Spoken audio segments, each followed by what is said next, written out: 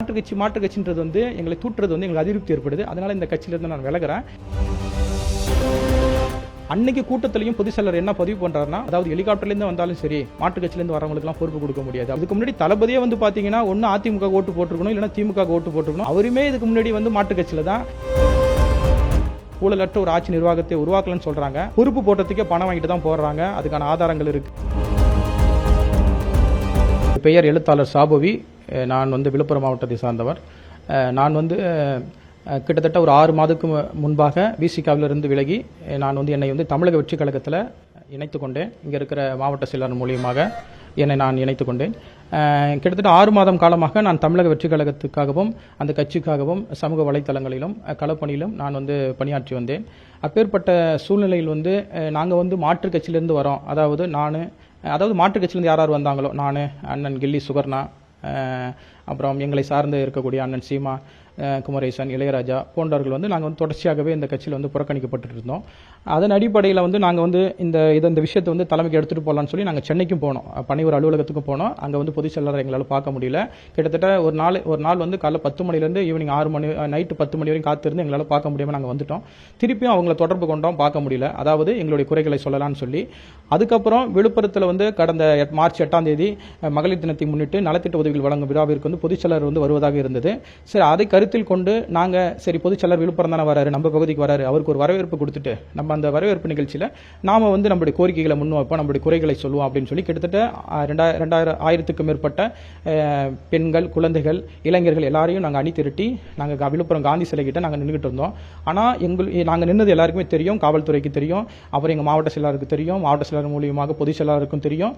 எல்லா விஷயம் தெரிந்திருந்தோம். அவங்க எங்களை காணாமல் புறவாசல் வழியாக, அதாவது புறவழி வழியாக அவங்க வந்து அந்த நிகழ்ச்சிக்கு போயிட்டாங்க.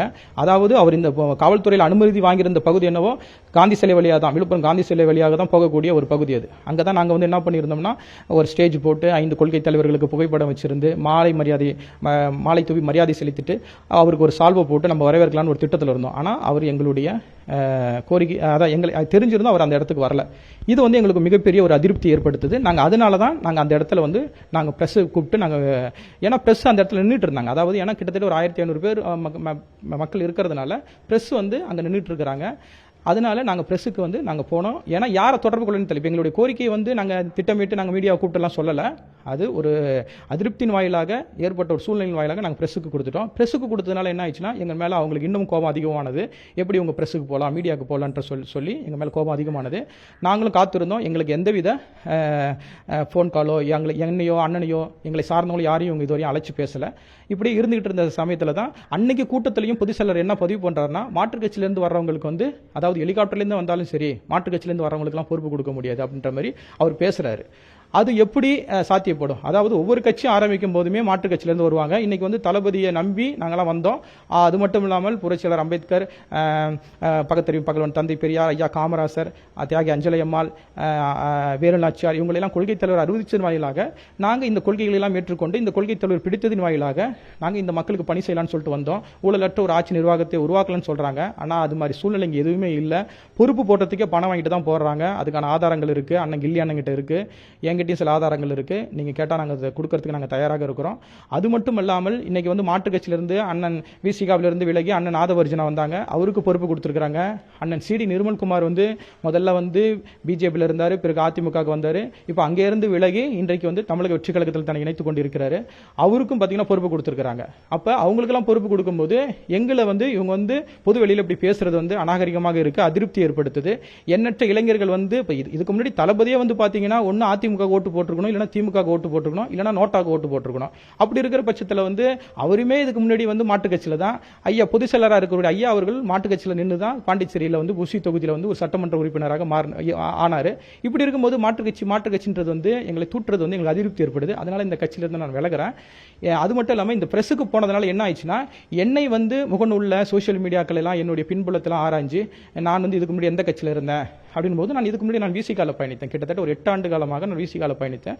அப்போ அந்த கட்சியில் பயணிக்கும் போது கூட்டணி கட்சியாக இருக்கிற திமுகவுடன் சேர்ந்து நான் பணி செஞ்சேன். வார்டு எலெக்ஷனில் நான் அவங்களுக்காக ஓட்டு கேட்டேன். அப்போ அவங்களுடைய துண்டை போட்டுக்கொண்டு நான் வந்து அதாவது திமுகவுடைய கட்சி துண்டை போட்டுக்கிட்டு நான் பணி செய்தேன்.